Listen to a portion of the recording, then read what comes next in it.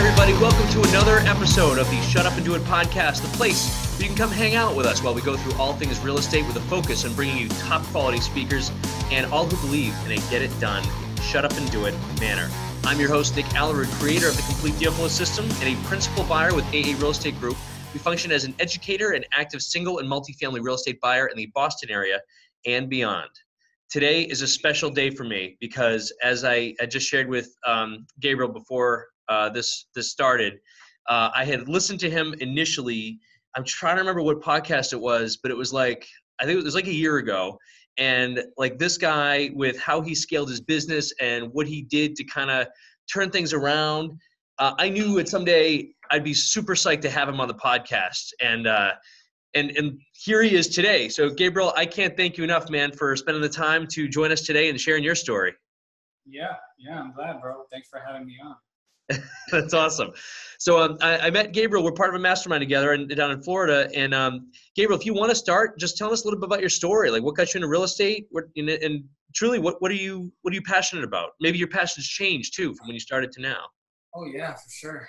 I got into real estate, man, back when I was graduated from college. I went to, a lot of people don't know, but I was a rapper in my past life. So no, I didn't hear that in the last one. I was a rapper in my past life. I was in the music industry for about 6 years as a hobby mostly, but recording. I recorded hundreds, well, thousands of songs really. And I went to school for music business, worked in the industry for about a year or so after school. And just quickly it sank in like, man, this isn't the life that I want for myself or my family, My wife was with me at that time in college already. We had already been dating. She was living with me. So I kind of matured a little bit quick. And I knew I didn't want the nightlife type lifestyle, So I went to work at a corporate job. I worked at Humana just as a regular administrative clerk, making $30K a year, base entry level salary. Did that. And, like most people, I stumbled across Kiyosaki, did the whole cash flow quadrant, rich dad, poor dad, kind of like opened my eyes and the light bulb clicked when I read that.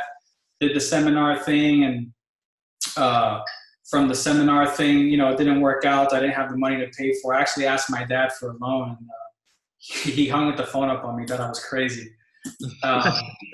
And from there, went to found a local mentor finally, and was able to just kind of get the money from actually my girlfriend at the time.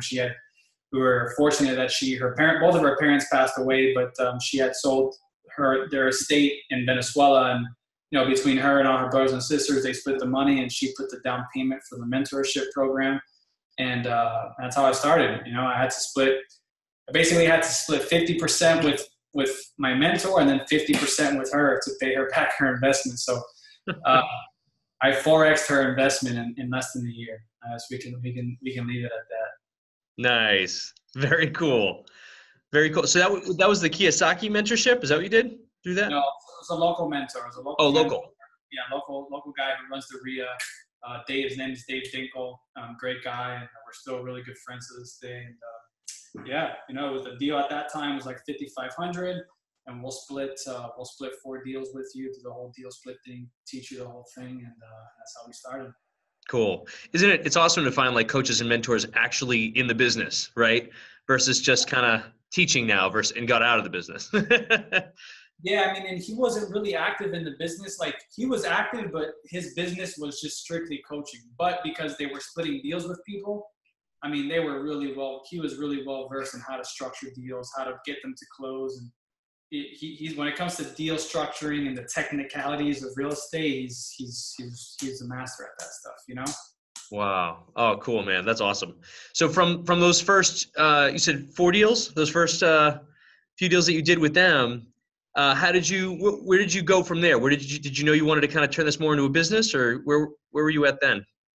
Yeah, well, my mindset, mind you, coming from Kiyosaki, was I need to own real estate, and if I can get enough real estate to pay my bills, then I can do all the music I want whenever I want. That was my mindset in the past, right? Because I was still on the music thing. So, but I'm like, man, working $30K a year, this is going to take me 30 years to buy enough houses. Like, it's going to take forever, you know? So I'm like, I need something to quicken it up. So that's why I started going to the seminars, and any seminar I started going to, started learning, you know. I started playing the cash flow game online. Well, then one guy in the cash flow game told me about Ken Clothier. I met up Ken Clothier at his seminar, and just little by little, you know, you just start kind of learning. And that's how it all happened. And then I learned about wholesaling, and I'm like, all right, boom, here we go. Here's the way that I'm going to generate the cash that I need for my assets. So, you know, regretfully, 5 years in the business, I really haven't accumulated that many assets, because we've been so focused on, as times changed, on building an actual business. And when you're growing, growth sucks cash, you know. So it's really hard to put money away and then invest it into properties when you need the cash to operate your business. So I wish I would have been a little bit more what's the word? I guess more forth looking, and just figured out a way to just kept at least one asset a year or two assets a year, because I would have been sitting in a much, much better position given the way the market's done in the last 5 years, you know. But it is what it is, you know. We actually started buying assets a year ago, or a year and a half ago. So we've accumulated a nice little portfolio this last year, you know, still growing it, but it's helping, you know, and we're getting really good tax advantages and tax write-offs for it. Nice. Yeah. Which, especially this year too, right? Above all years, this upcoming. We talk about it a lot here too, where, you know, rehabbing and wholesale business is kind of like firing a cannon of cash out, hoping to get your cannonball plus like a few, you know, rounds of bullets back. Whereas hopefully, like, we're the same boat, right? You buy assets and they're throwing little bullets at you every single month of cash. They're trying it, you know. But it's hard. It's hard, man, especially when, like you said, your goals for the first, and I'm assuming that's an ongoing process, right, with you and your business. And I know firsthand how very methodical and, you know, proceduralized and systemized that you have, you know, your team and your business set up. How long did it take you, I guess, to kind of set that all up? And was it the mentorship that kind of pushed you into, I'm going to turn this into a business and really kind of try to start scaling? Sure. No. Well, the mentorship got me doing deals, right? So I did my first. So Kiyosaki seminar was November 2013. It was right after Thanksgiving. And I did my first deal after that, like in March. I made $1,000 on that deal. It was the hardest money I ever made in my life, and the most stressful $1,000 I'd ever made, because I didn't know what I was doing and people were taking advantage of me. So I've got my mentor. I found him, I think, in May, and then we officially commenced together August of 14, and around March time of the following year, 15, is when I quit my job and decided to go full-time into real estate. And then that was a stressful period as well. I had a deal under contract that was netting me about 40 grand plus or minus. And I was like, man, this is a whole year's salary in just one deal. Like, I'm done. You know, like, I'm gonna go ahead and just do this full time, because I'm going to lose so much money working here 40 hours a week versus what I can create in this business. And that deal actually, it ended up closing, but the closing got delayed like 4 months. So during those 4 months, man, it was gut wrenching. It was tough. I had to get used to just being okay with not paying my bills on time, and negotiating with, you know, all my landlord and FPL and all these people, like, just give me another month of delay, you know, whatever. And I had to do that for a while. So I co-wholesaling in the meantime as well to just generate some quick cash. And once that deal closed, everything kind of fell in place that year. Then traction started building. And then the following years when we really cranked up, you know. I think that year I probably made on my own net after taxes about 250 to, you know, around 250 to 280 that year. You know, clean after everything was said and done. And then then we formed Florida Cash Home Buyers. And that next year we had joined CG and did about $2 million gross revenue that year. And we kind of been a little bit plateauing at that 2 million mark for a little while. So now we're trying to figure out how to overcome that plateau whether it's getting into a new market, which most likely that's what it's going to be. I think we're going to enter into some new wholesaling markets and then test the waters elsewhere. Gotcha. That is one heck of a jump, Gabriel. So 1 year, you're not even paying rent, waiting for a $35,000 closing to happen. And then the next year you go to a $250,000 a year. And then the year after is, $2 million. That's incredible. Do you mind sharing a couple of tips of how you started scaling your business even back then? Yeah, well, in the beginning, it was just grind. I mean, I think the most important thing was having a mentor, really, and because in the beginning, it's like, at least for me, I'm sure a lot of people can relate. If you look at, I don't know, are you familiar with the Colby? With what? What is it? With the Colby Index. No. Well, no. Yeah, I'm not familiar. Well, Go ahead. Colby Index, it's the kind of type of personality profile assessment or whatever. But on the Colby, I'm a high fact finder, right? So I look for a lot of facts. I'm always looking for data, and that's how I am. So, mine, when I'm getting into wholesaling, I'm researching everything and learning, and there's so many things there's so many ways to make money in real estate. So if you find 20 ways to make money, it's like, all right, well, what do you pick? And what most people do is they start throwing darts at all 20, seeing what sticks, and nothing's going to stick like that. Like, you really have to go all in on something, So having the mentor to say, look, just do this. You don't need to do anything else. Just do this and grind at it. That kept my head down, focused, and doing that. And then, when I wouldn't get the results that I would be looking for, I would just go to him, man, this isn't working. What am I doing wrong? Whatever. Just fail faster, Gabe. Fail faster. Just keep going. So that helped a lot. I learned mostly what I could from that mentor for that, because he just taught me really how to do deals, how to find deals, things of that nature. I knew as I started learning about business, reading of business books and seeing, I'm like, man, I really like this idea of owning a business. Like, if I can truly have a business, this thing can work without me. And it's the same thing as owning real estate that pays you. You just have a business that pays you, it can be a true asset. So we've been on that path now, just trying to create our business as a true asset. We're not there yet. We're pretty damn close. Well, we're not there yet. We've been able to rise totally above the what like the E-Myth calls the technician level and the managerial level. And we got a few people in place that can already take that managerial level. So we're not too far away. I think with a couple more tweaks, and hopefully within the next year or two, we should be fully being able to let the business work and treat it like a business, That's awesome. Gabriel, even going back though, like, what was maybe your first one or two key hires or key people you brought in to help out? First person was a VA, Sarah.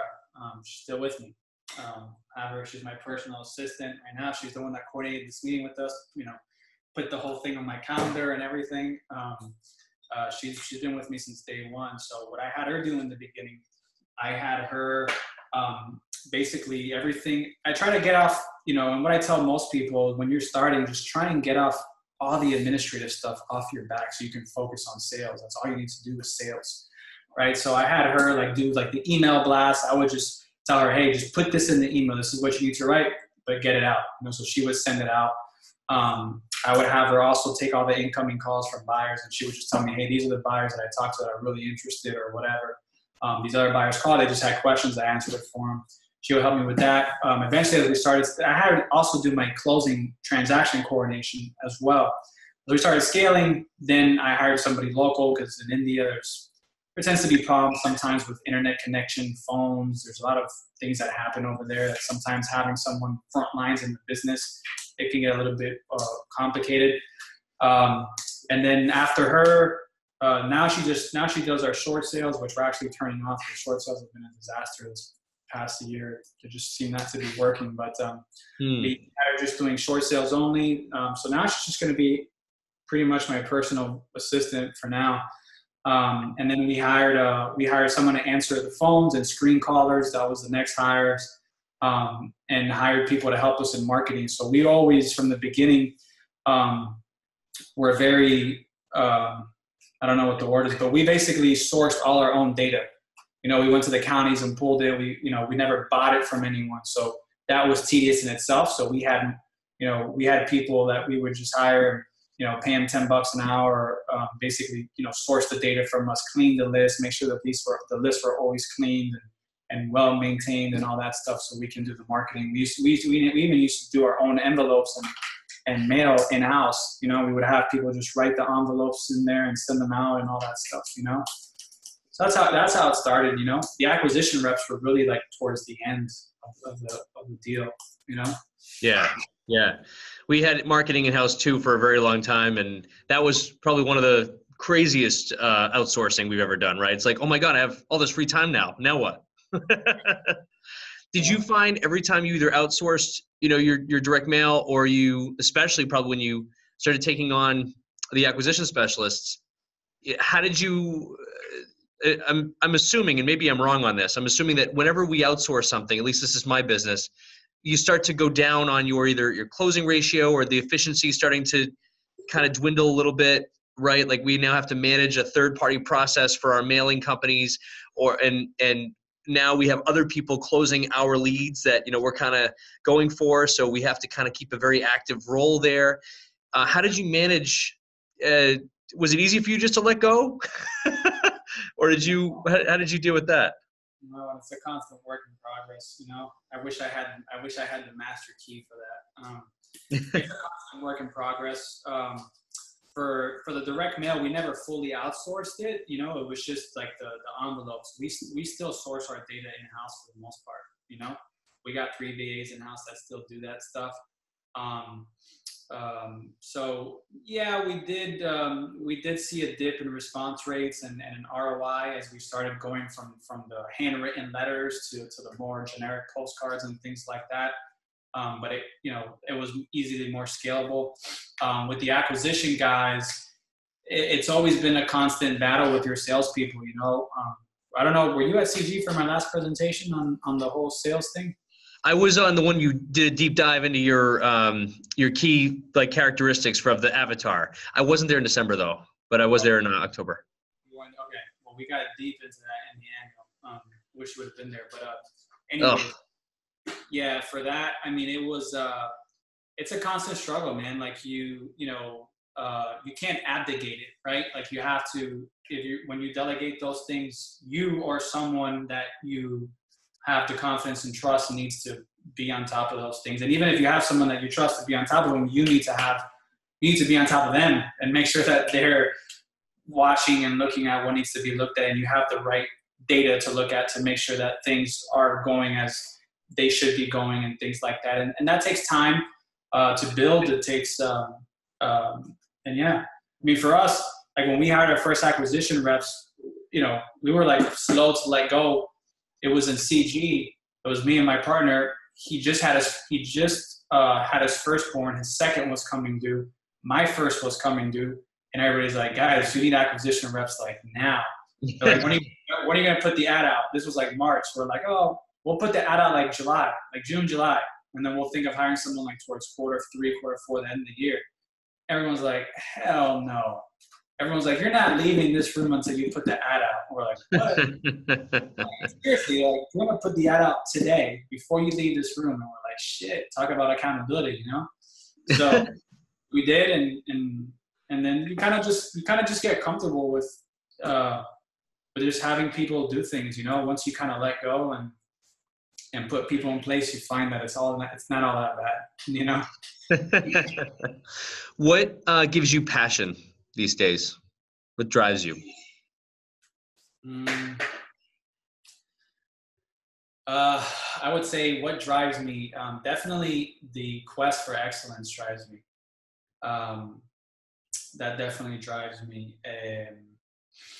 What else? What else would I say would drive me? I would say definitely making sure that I have the space and time to think. I can never be in a place where I don't have space and time to think and just be. So that's also always been a driver for me, making sure that I'm always there and I have that. Was your music, just on that same note, was your music career, that was kind of one of your big outlets, right? That probably helped out a lot.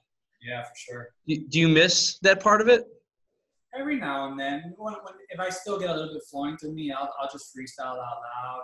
sing in the shower, things like that, to kind of just release that flow. But I'm no longer recording and have like my home studio set up and all that stuff anymore. I kind of just dropped it all, you know? Yeah. Yeah. That's cool. I'm watching a great backdrop. Got to tell you, it's not the money I'm after. It's the freedom behind you on that great poster. We obviously talk about here with, with our students here up here too, right? It's all about the money. I mean, I just gotta get that next paycheck. Like you said, that 35 grand, making deals with your landlord, making deal for food and trying to figure it all out. And, we try to say survival first, but then after that, it's no longer about the money, right? And it's about what the money can get for you, what can get for your family. And how old's your kid now? I got two. I got a 4-year-old boy and a 2-year-old boy. Well, yeah, you and I are the same, 4 and 2-year-old boys. Yeah, that's cool. Have you found that your why has changed over the years? For the business, not really. Not really. It's always been about the freedom for me, So no, not for the business, not yet, at least. That's cool. That's all right. But maybe for me, like personally, the revenue from the business, instead of, I still want to travel and eat every bit of food and drink amazing cocktails in every, far corner of the planet. That was my why. And now I just want to expose my kids to that, Absolutely. Like the new thing. Yeah, cool, man. I definitely have similar goals as far as traveling. For me, it's always getting out a quarter of the year to just go somewhere new and experience something.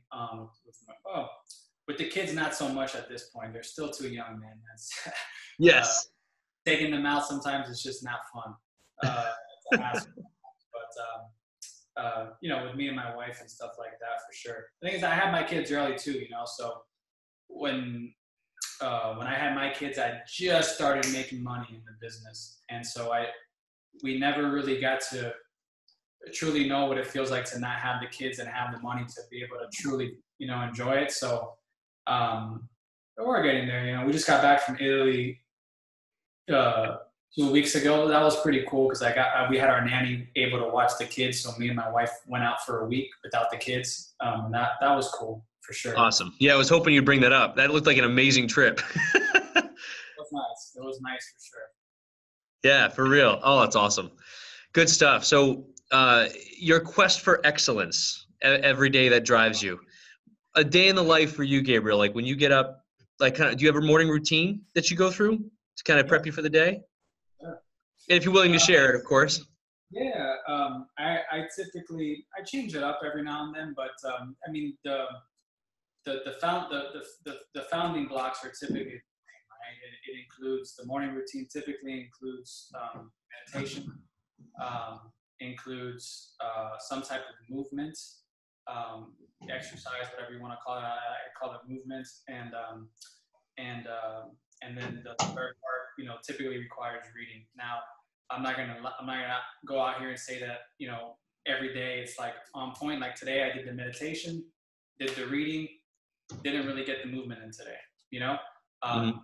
Yesterday I got the movement and the meditation in, but not the reading, So, there's days where it's a little bit off, but for the most part, those three are what I try and shoot for the most part, And the movement I still get throughout the day, regardless. I'm pretty big into health and just like the study of nutrition and how it affects our bodies and our minds and our energy levels and all these things, and so. I tend to be moving. As you can see me now, I'm standing up. I hardly sit down throughout the day. I got a pull-up bar here in my office. I got TRX tables. I got a bike inside my garage that I pull out and just take out whenever I want. I'm always going for walks. So I stay moving throughout the day, for the most part. Nice. That's awesome. I would totally be having a bike here, but right now, as I speak to you, it's 1 degree here in Boston. So I don't know what the weather is in Miami right now, but we're like in the mid 50s to low 60s right now. Oh, so you're facing like a cold spell. You guys don't know what to do with yourselves down there. Oh, yesterday it was like 52 or 53. It was freaking cold for us, man. Awesome. As you have your short sleeved polo down there. Nice. It was fun. Me and my buddy Matt, we had parkas on. We got to work today. It was like, it hasn't been this cold in a long time. So my buddy too, this is kind of going off topic. My buddy who lives in West Palm Beach, he actually just says, it's pretty simple. You people in the Northeast just, It's just different IQ levels. We figured out that we don't have to live where you live, and so we live here, and you haven't figured it out yet. It's just IQ. That's awesome. So on your day then, after you do your morning routine, when you get to the office, your primary role, right? So you're visionary for the #1 Miami home buying company, the Florida Cash Home Buyers. What is your primary purpose during the day? What do you see yourself doing all the time? It just depends, man. Like, right now, I'll give you an example of some of my priorities right now. I try and have just a couple priorities at a time. I don't like to have too many things on my plate because then, things just never seem to get done. So, right now, some of my things have been, we're implementing scaling up in our business. Not sure if you're familiar with the system. Yep. So, that's kind of one of been my priorities, making sure that we get that dialed in. And another thing I've been working on lately is I'm always working on the technology piece, figuring out how we can implement technology into our business. That's always something I'm doing. But another thing we're doing now is figuring out data. Even though I'm a data freak, I'm realizing that there's still pieces of data that are not up to par, and because we don't have certain pieces of data to look at, it's a bottleneck in the business because we can't see certain things that we need to see to make critical decisions. So working with my partner on that and making sure that we get the right processes in place to collect it, look at it, view it ever so often, and make decisions off it to know if we need to pull back on marketing on something or pull more on marketing and things like that, besides those things, then, I'm always having 1 or 2 priorities for the quarter to look at that I'm doing. And if there's ever just a big problem that needs to be solved or something that just keeps annoying me, then I'll deal with it, Yeah, that's awesome. That's great. I wouldn't call, I don't know if you call them a sales director or a sales coach for your buying team at this point. Are you there yet? We have one in training. So, cool. Yeah, I have a guy that's been 25 years as a sales manager, worked in telecommunications and auto industry. So he's green to real estate right now. So we're kind of right now I have him in inbound lead management, kind of learning the ropes, learning the conversations that happens with the sellers and all the types of situations, and kind of exposing him a little bit to the business so that he can really do what he needs to do, which is oversee the whole system. Cool. Very cool. I know that all markets are local, right? But as we head into 2019, I know that the big topic is the switching market, right? And the shifting gears per se. Are you implementing any differences in your business, or are you going to kind of keep the pace for the changes in 2019? I mean, in a wholesaling business, if you're doing the business right, you should be generating cash, right? I mean, if you're not generating cash, it's not a market problem, it's an operator problem. Amen. There we go. Amen. Market's up or down, right? As long as you know how to operate the essential core of the business to your own core values, right? You're doing well. Do you have core values, Gabriel, for your company? Absolutely, yeah. Do you mind sharing? I knew these answers, by the way, before I'm asking. I just love I love what you got. Yeah, so we have Give First, which is the first one. Get It Done, which is the second, and Count on Me, which is the third. I love that. Yeah, that's brilliant. So in the 2019 market with the big shift, are you keeping this is and I promise I won't harp on it, but up here things have changed drastically here in the Boston market. We actually sort of started tipping, about a year ago, mostly on the high end. So pretty much if we did any wholesaling, rehabbing the high end, which we did, we had to kind of stop all that about a year back because of how stalled that market had become with the price declines and all that. Do you have are there any strategies you're willing to share that are you focusing more on one target than another? Are you changing your buying rules or anything, or it's pretty solid down there? No, I mean, we're experiencing the same thing. I mean, we're going through similar challenges right now in cash flow within our business because of that. I've talked about this in a bunch of podcasts. I think rehabbing is, if you're a marketing and sales company, I think rehabbing is one of the most foolish things you can do in this business, to be honest with you. And I'm guilty of committing this sin or crime or whatever you want to call it. But yeah, I mean, right now we're facing cash flow issues in our business because we're sitting on $4 million of real estate right now. It's just not moving. You know? Thank you for sharing that too. And it's funny you just mentioned that because I literally just learned that lesson 3 months ago and still trying to, unload some of our projects too that have been sitting for months and months and months. Up here, we're having huge city inspection and permitting delays that we're pretty much at their mercy. So even if we have projects that are, we've got crews ready, we've got, cash loaded, we can't move on these things. And of course, now that the market's starting to slowly turn, we're facing some fears, right? And we're starting to try to turn as many as we can. But I'm with you on that, man. I wish I had talked to you in October and you'd just been like, hey, stop picking up hammers. South Florida. I mean, dude, I don't know if there's any city worse than South Florida when it comes to like building permits and all that. It's a disaster over here. Yeah. I noticed that only when I was one of those guys that was pumping up on the beach there down in Miami Beach. That was me. I actually taught all those guys how to like lift. You know what I'm talking about? It was a joke. I was just kidding. Never mind. Bad joke. What new efforts or projects or what are you excited about in 2019?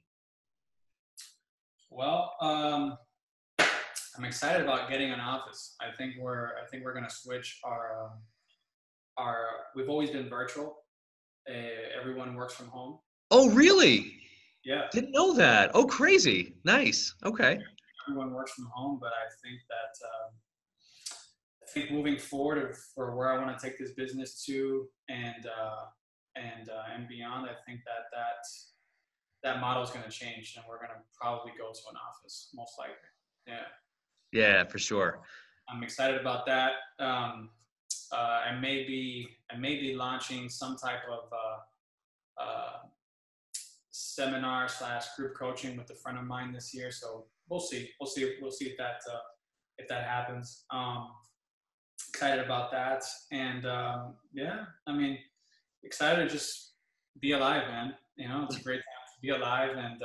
And I hope that, we got some pretty big goals this year. So I'm hoping that we can hit them and nail them and keep growing, That's fabulous, dude. That's fabulous. One of the key points I saw when you went to your trip to Italy too, be present. And that really got to me when I saw like you're posting and everybody's our brains are going 1,000 miles a minute, right? Like we can't stop sometimes. And when you were on that trip, I love that. You were like, this is my plan. No, like you turned your phone off, right? You had like no phone. You totally checked out for a while, right?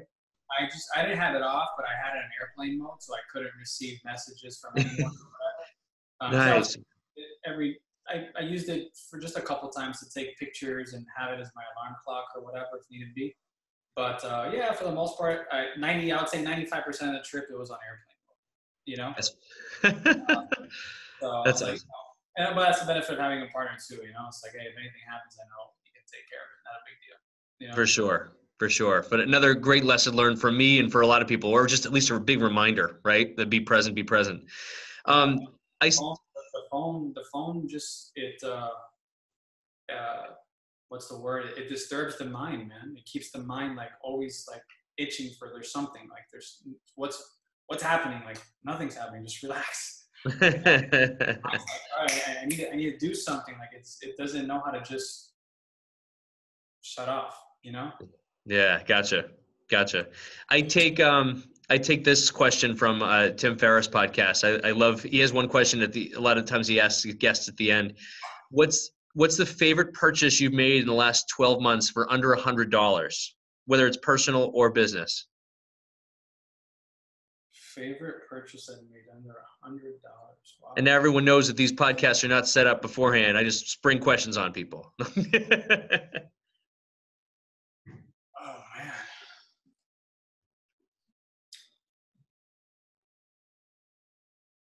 I would say my iron cast skillet. This is awesome. Tell me. I'm new to the iron cast skillet. Tell me everything.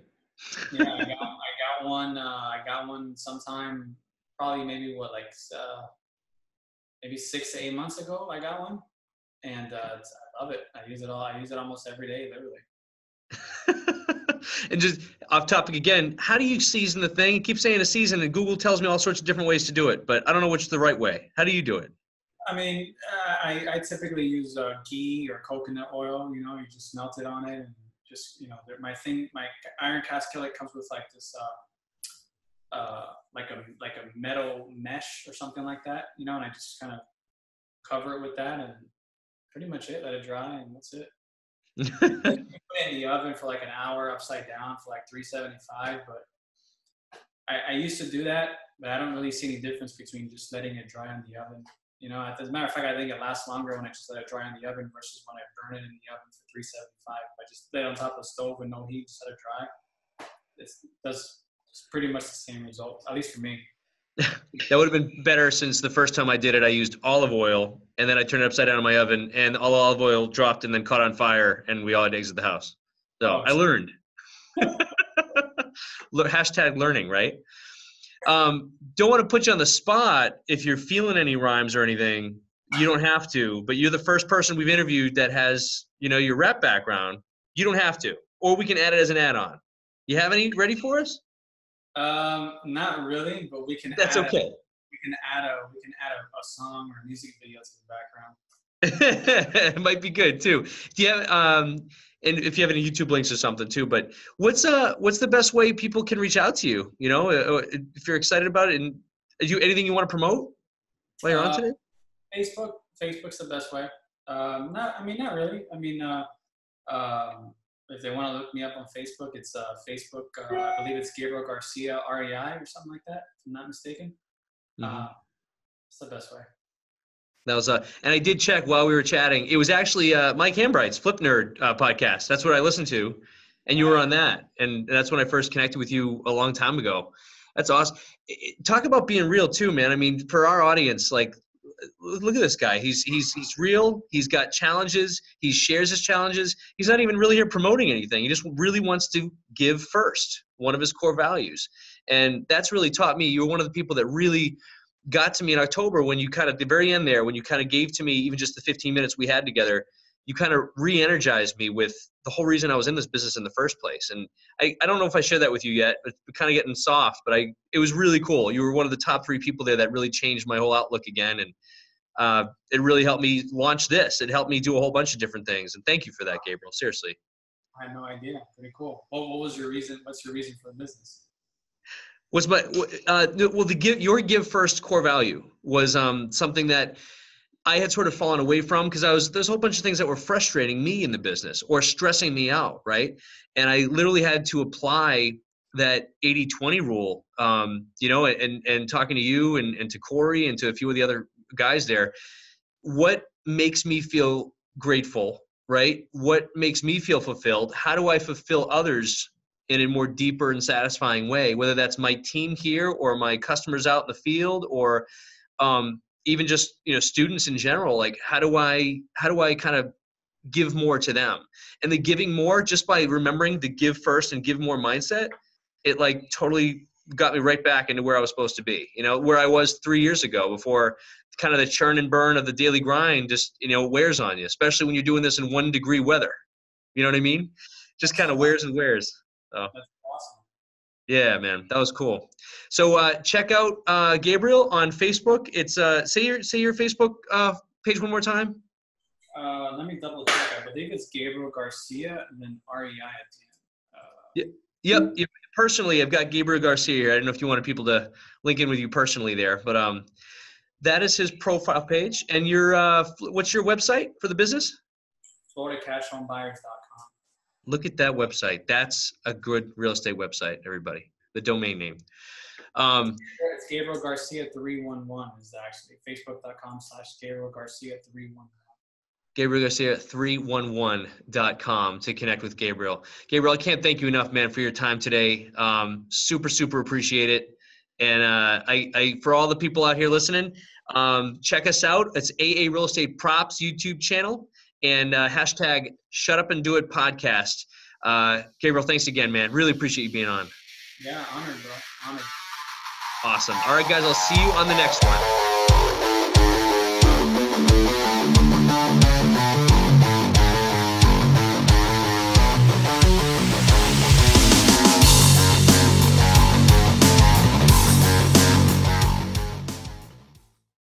Hey folks, I hope you enjoyed today's podcast. Want to let you guys know we have a live event coming up here. It's our complete deal flow intensive live event, March 30th and 31st here, which will be local in Woburn, Massachusetts. We usually go through everything in this class. Everything being from setting up your business for success, setting up your calendars and setting the routines, finding those off-market deals and those leads, getting them to come in, how to talk to those sellers, how to close those sellers with offers. Different offers from Mass and New Hampshire will be submitted and gone over. And the biggest one is, of course, how to work with those sellers. So hopefully we'll be having some live phone calls, some live interaction. We would love for you to show up to that event with us. So you can check it out. It's www.shutupanddoit.biz. That's shutupanddoit.biz to join us for the fun on March 30th and 31st here in Woburn, Massachusetts. Wholesalers, rehabbers, landlords, this is definitely a course for you, no matter if you're beginning or experienced. Love to see you then.